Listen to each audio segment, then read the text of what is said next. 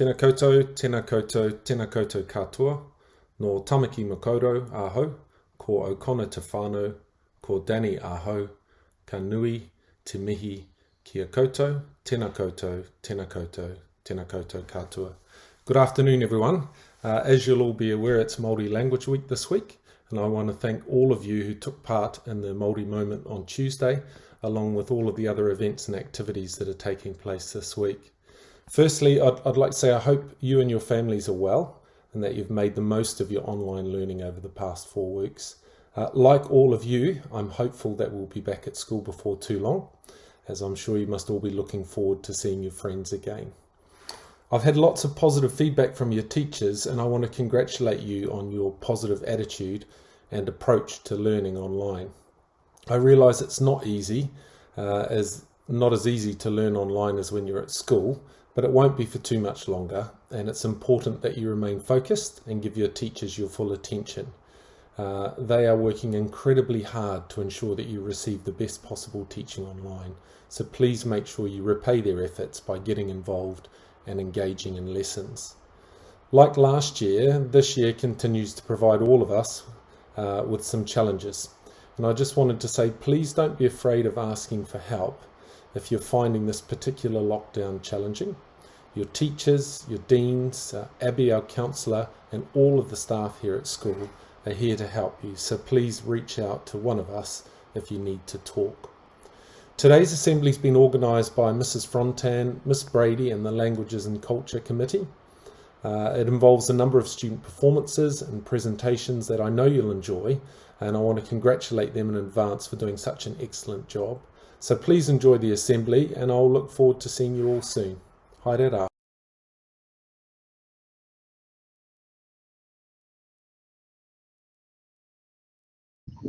Kia ora te meri. Kia whakapapa pounamu te moana. He huarahi Mā mā tātou hei i te rangi huarahi nei. nei. Mā tātou i te rangi. Aroha mai, tātou i a tātou katoa.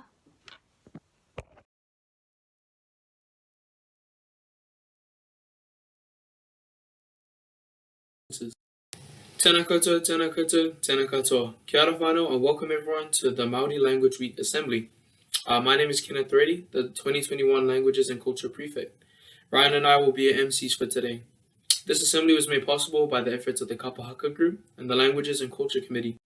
Tēnā kātou, ko Ryan toku ingoa no England o ko te puna e taki aho. As my mihi saying, hello, my name is Ryan, my family and I are from England, and I'm a school prefect. Māori Week is a really important time for Aotearoa, as we finally recognise the Māori language as an official language. It's also a great time to encourage the population to use Te Reo Māori in our daily lives, and I highly urge everyone here to use Te Reo Māori this week and for the rest of the year, as in the Māori culture it's really important to remember our ancestors. Just a reminder that if you're interested in joining Kapahaka, we have meetings every Thursday afternoon. It is a great opportunity to learn about the Indigenous culture of New Zealand and to learn and try new things. The most important thing this week is to give Te Reo Māori a go, and we have put together a number of videos and performances for you to help inspire ways in which we can all include Te Reo in our week. First up we have Gianni Mayer, who's going to be singing for us in Te Reo Māori, followed by the Language and Culture Ambassadors who are going to be sharing some simple phrases that we can all use during the week. Then Sana is going to share and help us create our own mihi/pepihars. Today was my first day giving mihis a go, and I highly recommend everyone gives it a go too, and I would love to hear your mihis or pepihars, and feel free to send them through to any of the language ambassadors or myself. The Kapahaka Group will then share their mihis and pepehars as an example of how to do it. Then we'll have a waiata to finish off our performances and close off with a karakia. We hope you enjoy this very special assembly, and we hope you give Te Reo a go. Tihe Mauri ora, tēnā koutou, katoa.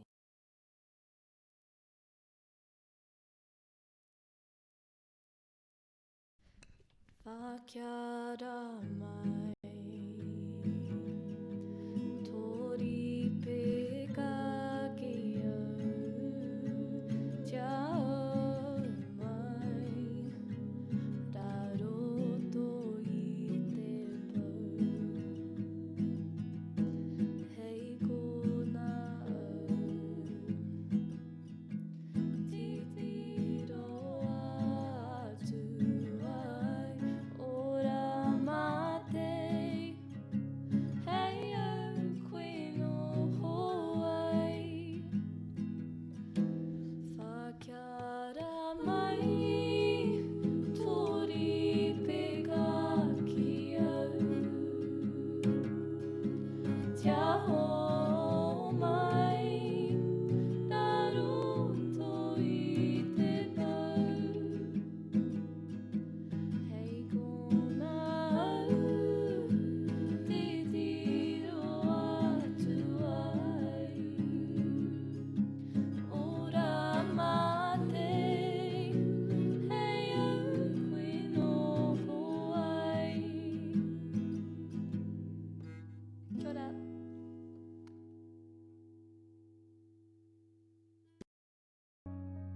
Kia ora everyone, I hope you're all doing really well, seniors, that all your exams went super good and that everyone had a lovely rest at the end of last week.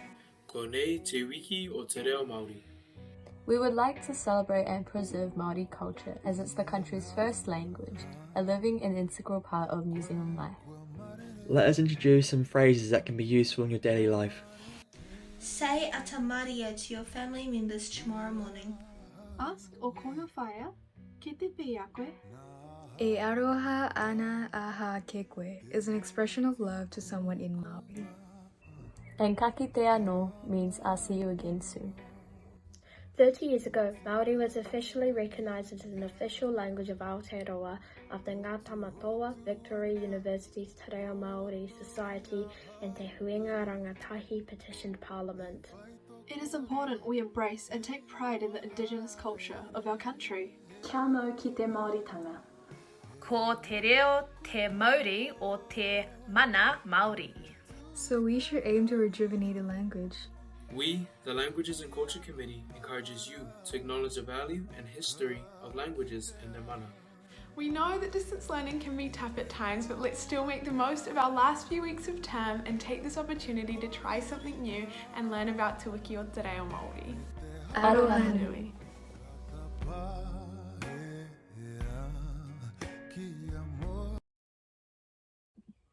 Kia ora whānau. A pepeha is basically something that someone says to acknowledge their reason and purpose of attending a specific gathering. So that basically means that they're allowed to share some significant parts of their whakapapa. So because it is Te Wiki o Te Reo Māori, the Papakura Youth Council has made a pepeha challenge, which has been posted to their social medias. This post contains 3 templates of 3 different pepehas that you can fill out. These will be sent to your tutors and you'll be able to fill them out during tutor time. So make sure to enter, and you can do so by sending it to either myself, as I'm one of the communications officers at the Papakura Youth Council. You can send it directly to the Papakura Youth Council social media pages, or you can send it through to your tutor, or you can post it on your story and tag the Papakura Youth Council. If you have any questions, please let me know, and please participate and have fun with Te Wiki o Te Reo Māori, and we're going to listen to some examples of some pepehas, so enjoy. Ko mana tōku maunga, ko tēnā koutou, tēnā koutou, tēnā koutou katoa. Ko rua pehu, ko rua hine te maungas. Ko wanganui, ko rangitike te awas. No Aotearoa aho. Ko lawheli poko te whānau. Ko Bishop toku ingoa. Tēnā katoa. Ko mauvai te maunga, ko wasingano te awa, ko vailima ahau, ko fuiwhatu redi te whānau, ko Kenneth toku ingoa. Kia ora tātou, ko te pāni a mātaho te maunga, ko manako te awa, no hokianga aho, ko Atchell Darling toku whānau, ko Giannia toku ingoa. Tēnā koutou, tēnā koutou, tēnā koutou katoa, ko Koklung te moanga, ko Jaupaya te awa, ko Bangkok ahoa, ko Parangi Suksamai te whānau, ko Jimu taku ingoa. Kia ora! Tēnā koutou, tēnā koutou, tēnā koutou katoa. No Waiuku aho, ko Scott te whānau. No Chris aho, ka nui te mihi kia koutou.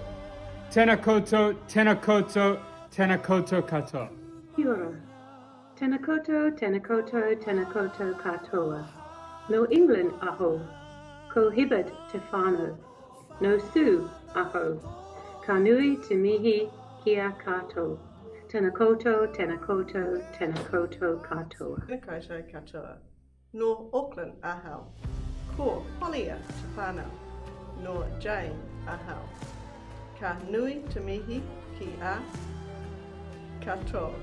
Tēnā koutou, tēnā koutou, tēnā koutou katoa. Kia ora.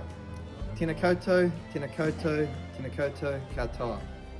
Ko Carlton aho, ko Thomas te whānau, ko Clinton aho, nā nui te mihi kia toto, tēnā koutou, tēnā koutou, tēnā koutou katoa. Tēnā koutou, tēnā koutou, tēnā koutou katoa. Ko rangitoto te maunga, ko hauraki te awa, no whangaporoa aho, ko Makai te whānau, ko Josh toku ingoa. Kia ora, tēnā koutou, tēnā koutou, tēnā koutou katoa. No Australia aho, ko Fulford te whānau. No Leslie aho, ka nui te mihi kia toto. Tēnā koutou, tēnā koutou, tēnā koutou.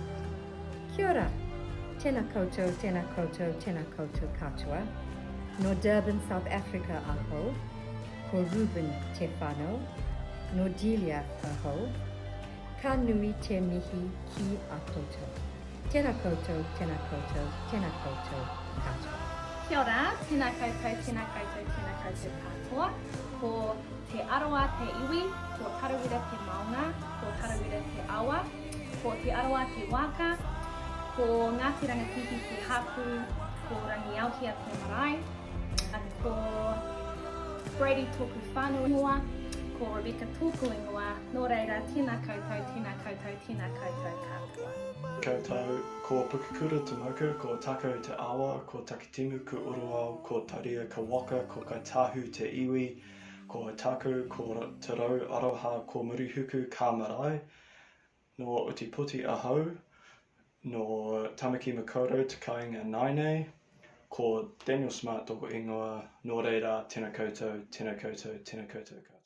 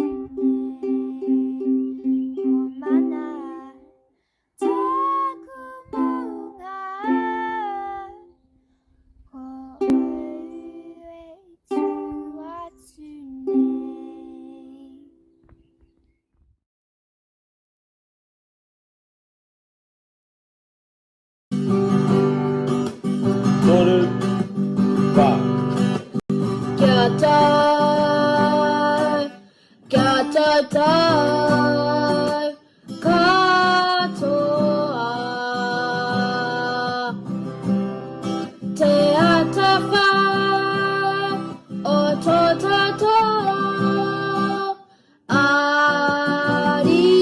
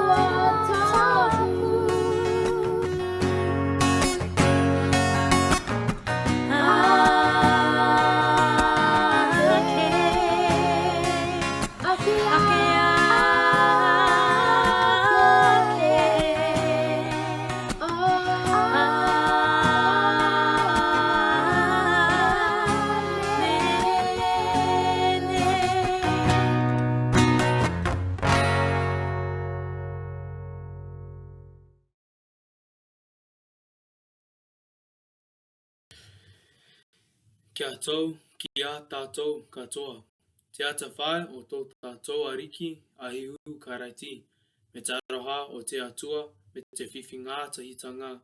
Ki te warua tapu, ake, amene.